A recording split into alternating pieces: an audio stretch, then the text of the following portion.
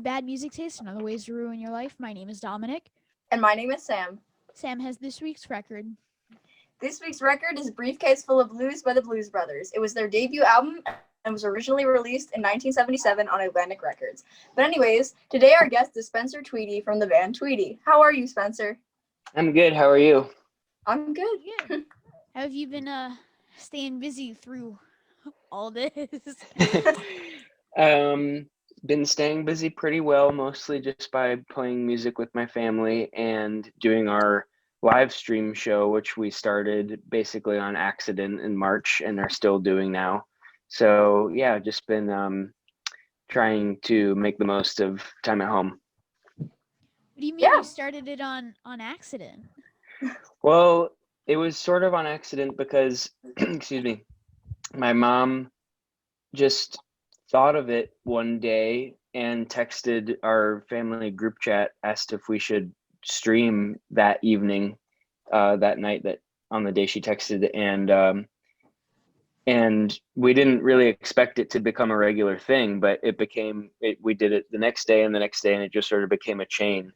And now we don't do it every single day, we just do it a couple times a week. But just an accident, because we didn't really well, for one, we didn't think this year would be the way it is, but also because we just didn't really have a formal plan for starting our own reality show. Yeah, we always say like that first show back is gonna be the best, but at the same time the weirdest thing ever. Yeah. How did you guys decide to start this show? I'm gonna let Sam tell that story. So have you ever seen the movie Wayne's World? Yeah. So I was watching that movie and I was like, oh my god, me and Dominic should we should dress up as characters and do like a podcast. Yeah. And it was just like this kind of like dumb idea. And then we interviewed our friend, but we thought about it and we were like, maybe we should do like actual musicians. So then it just kind of like spiderweb from there, I guess you could say. And like we talked to a couple of friends, and then we moved into like JR from Less Than Jake, and like just kept going. So it was about 6 months ago now. So I mean, it hasn't been super long. Yeah, that's awesome. Yeah, our friends were like super into it, so then we were like well, we really like music, so let's try to reach out to somebody. I was really swinging for the fences. Less Than Jake is my favorite band, so I sent their saxophone player a message. He was like, for sure. We were like, do it. That is really really exciting when it turns out that way. Yeah, and it was funny because the singer of the band said he was busy. Yeah. Wow. And then that's amazing. Yeah, still one of the nicest people we've talked to. And we're like, we gotta get you on again, because like watching the first one, like now we try to have more of a conversation, more an actual podcast thing, but then it was like question answer. So we asked him to be on again, and he said like mid-November. So cool. Yeah, it's hard. I feel like anytime I've been in the position of handling or asking the questions in an interview, that I totally know what you mean. It's hard to like not just make it Q&A format and just make it which I feel I'm only saying that because you just said that. I'm not commenting on our conversation right now. No, you're good. Like we have stuff that we want to ask people because curiosity happens, but we just want to make it like natural and not like bug them. Yeah, of course. Yeah, because I mean, I didn't listen to any podcasts, and I listened to a couple now, but then it's like they're having a conversation with the person.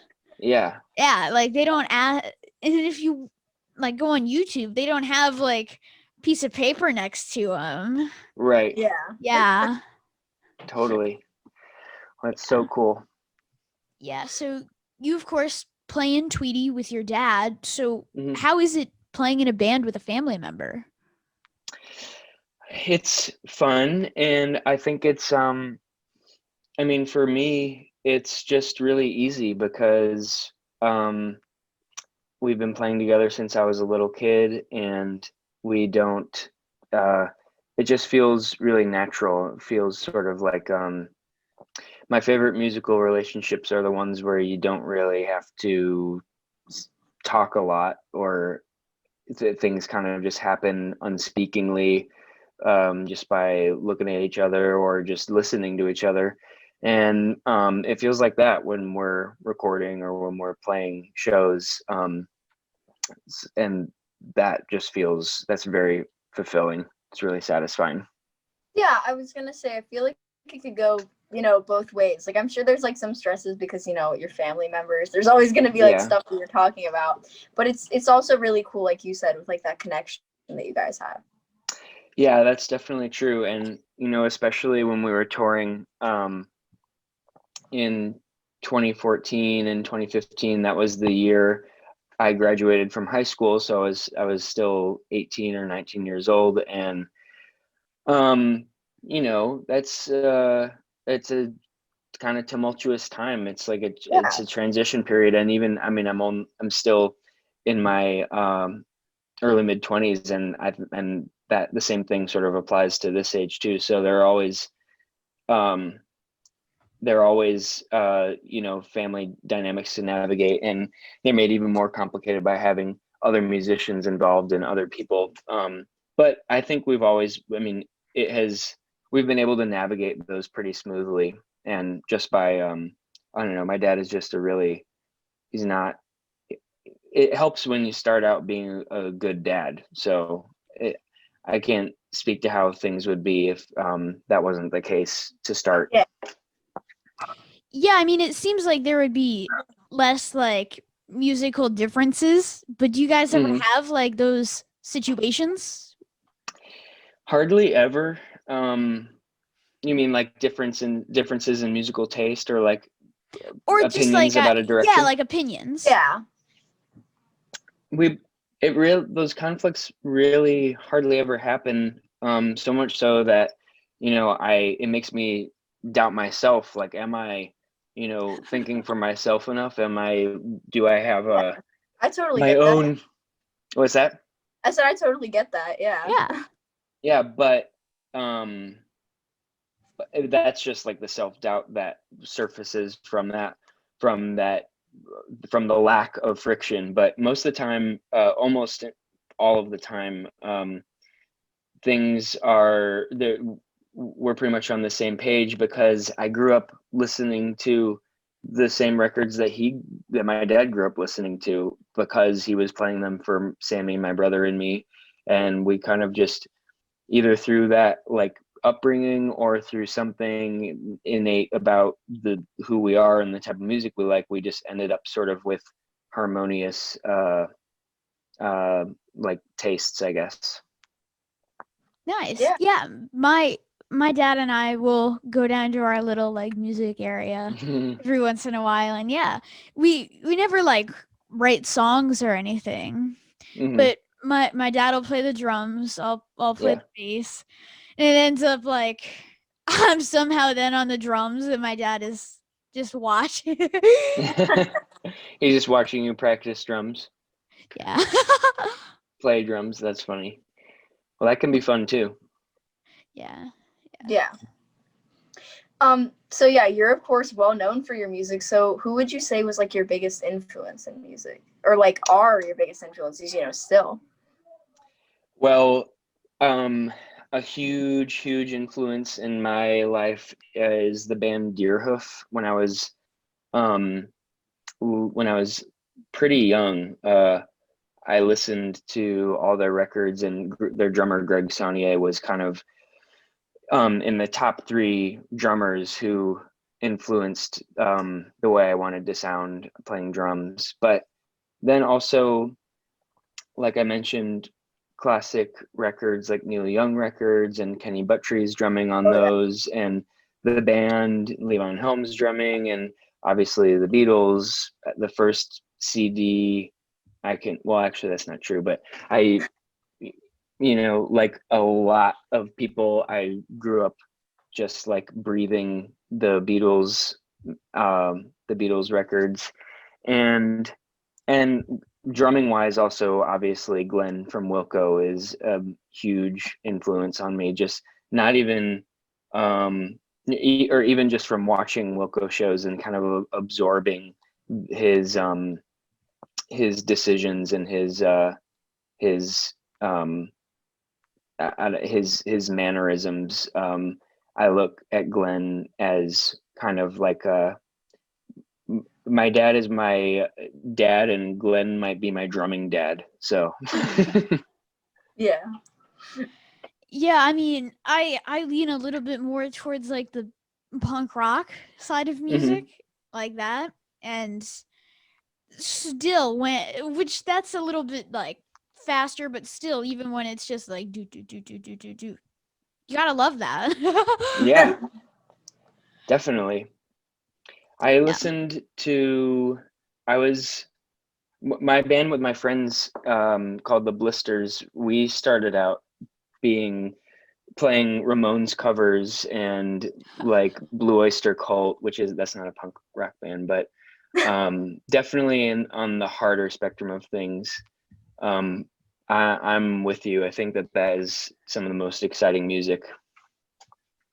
Yeah, like my favorite drummer is from a band called The Descendants, and Yeah. he's known for having like just the fastest right hand ever. Yeah. Yeah. But still, when he goes like simplistic, that's just as great as hearing him play a million notes per second on his ride cymbal. Definitely. I mean, I think that is one of that's like one of the first things that drummers have to, I think they're served well by realizing that you don't have to play a bajillion notes for it to be a fun beat. Like It's if you can fun every once in a while, but like, yeah. Yeah. Well, it's like for me the most satisfying the most satisfying thing in playing drums is like how well it's integrating with the song, the music, and like trying to get in touch with the minute feeling of the rhythm, and it could be just the most simple like kick snare on 1 and 3 or whatever, and like some really slow funk music from the early 70s or something, and that can be the most satisfying in the world to me, because it's just like feeling it is the fun part, not necessarily all the technicality of getting around the rack toms and whatever, but that can be fun too.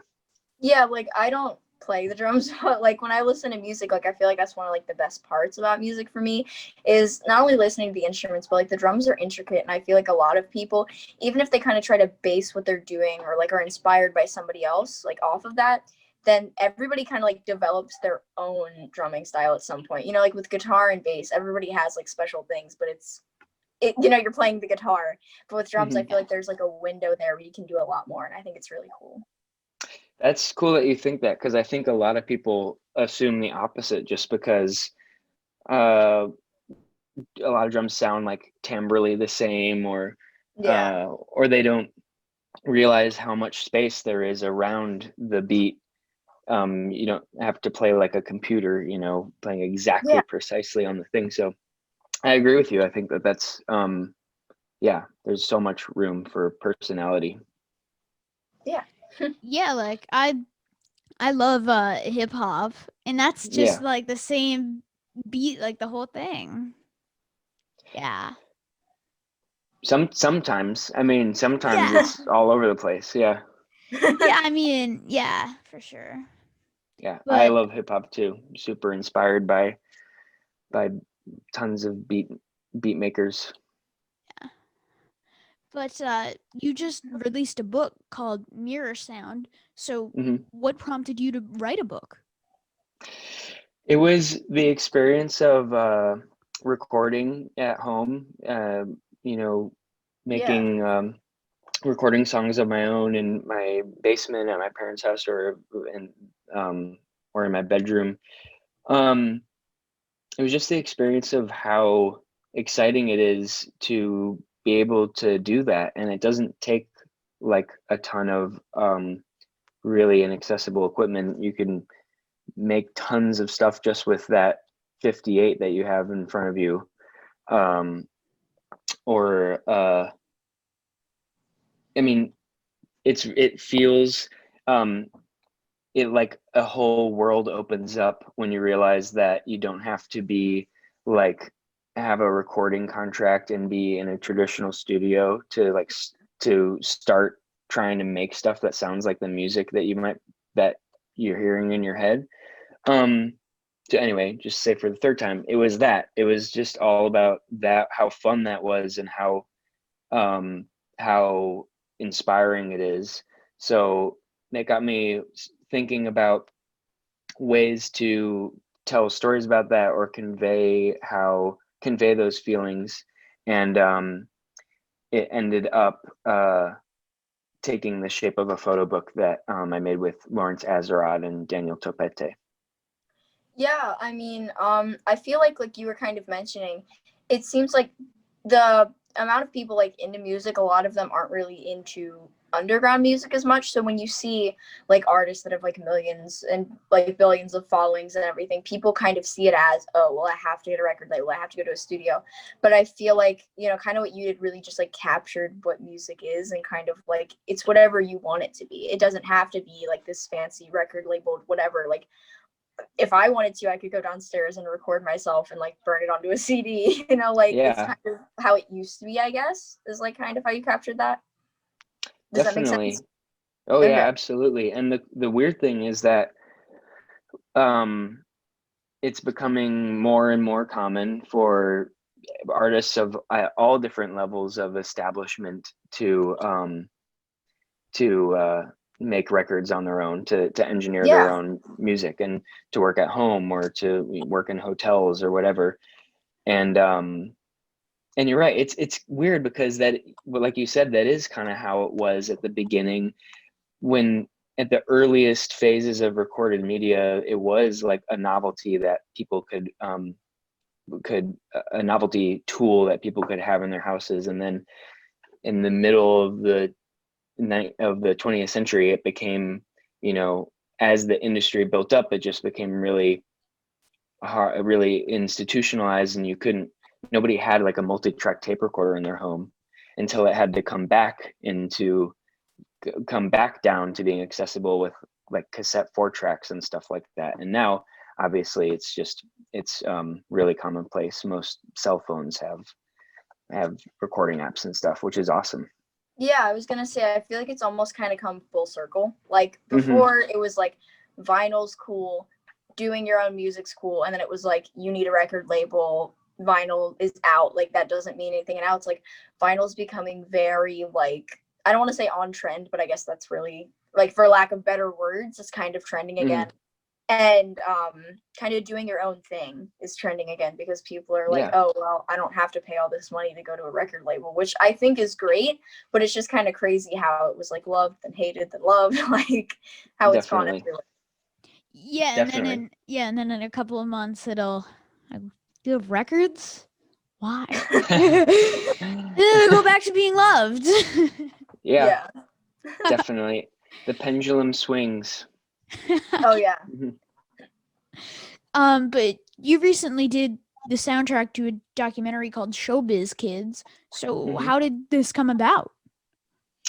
That was it came about because the director of Showbiz Kids, Alex Winter, is a fan of my dad and my dad's music, and I think when they were thinking of who they wanted to make the music for that film, I think Alex thought of us because he knew that my dad makes music with Sammy and me, and there's sort of like a Showbiz Kid generational aspect to that.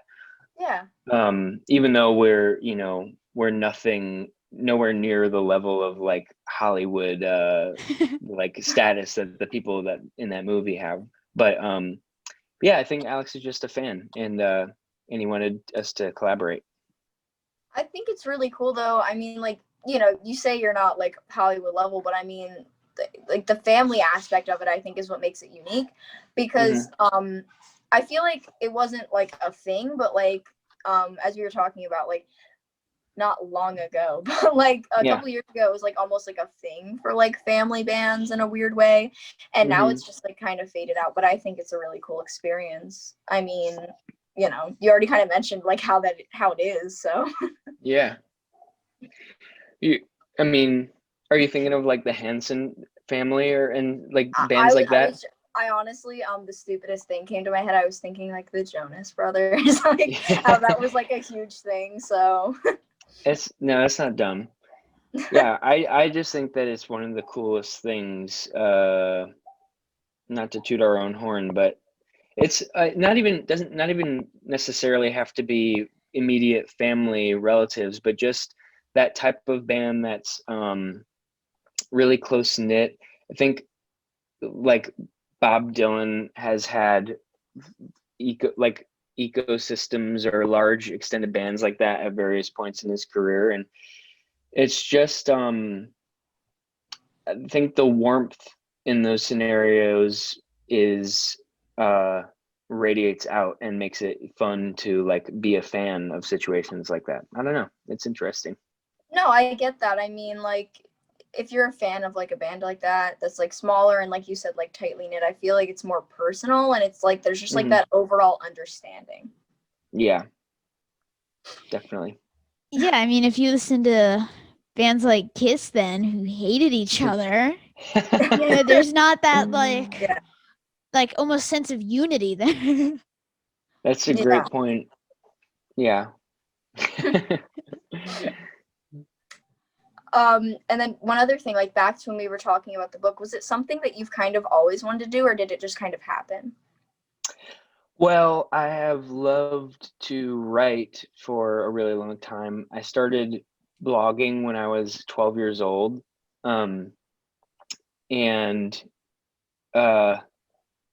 it became kind of like my next favorite artistic medium after music. And so I've just always really loved to write and loved it as a medium for thinking about stuff and obviously getting ideas across. So I don't know if I ever it wasn't really a long-term goal of mine to publish a book like Mirror Sound, but once the idea came up and the pieces started coming together, it obviously was really exciting. The other thing I should mention that inspired me to work on something like that were all of these independent publishers that do just really, really cool, almost magazine style stuff. Like there's one called Visions that's like a science fiction magazine with it's totally independent. And there was one called The Magazine for a while that was really, they were in the same way that the artists and the musicians in the book record on their own. These people were like doing publishing and making books without traditional distribution and waiting and everything else entailed by the industry. So it was kind of a combination of that and being inspired by them. Yeah, I was gonna say like I'm also like really into like writing and just like literature in general. So I feel like those are both like creative side of the brain things. Like a lot of people go hand in hand with music and writing, whether it be writing music necessarily or not. So yeah, like it's just something that I feel like I'd want to do, but like not know what about, Totally. Well, that's the boat I'm in right now because I mean, I know that the answer to feeling like you have nothing to write about is just to start writing, but still sometimes you want to have like a thesis or a prompt, and like an idea. It's hard. Yeah. Because like especially now I feel like I'm surrounded by stuff. Like I feel like I'm surrounded by plenty of things to write about, but like it's being covered so much. Like okay, the election, for example, perfect opportunity to write, but there was so much coverage on it. It's like, okay, what do I write? My opinion? Yeah, exactly. Like everywhere on social media, not even on social media, just everywhere. like there's nothing that you can say about it that hasn't been said right now. So Yeah. You guys are, I think we're all reading each other's minds. But like the thing that I would, I try to remind myself, but it's easier said than done, is that just because it's been said doesn't mean that it's been said by you or said in your own particular way. So that's something I remind myself when I'm trying to, I don't know, trying to break out of all of that self-doubt of like, why should I even try to do this? But it's especially, it's harder to convince ourselves of that when we're talking about some things that are as complicated as the election or as politics right now, and where the other voices we're talking about seeing are actual experts and we're like not. So that makes it, that's like another, makes the barrier even higher, the motivation barrier. Yeah, like you were talking about earlier, like, you know, like not all writing has to go everywhere, but it's another one of those self-doubt things. 'Cause it's like, do I have the validation to write about this? Like, I'm not NBC, you know? Totally. Yeah. Well, Spencer, thank you so much for your time. Yeah, thank you. Thank you. My pleasure. I think this is awesome. Thanks for having me. Well, thank you. That's very nice. Thank you for doing it. Yeah. Cool. All right. Well, stay safe and yeah, have a good night. You too. Thank you guys. No problem. Thank you. See ya. Bye.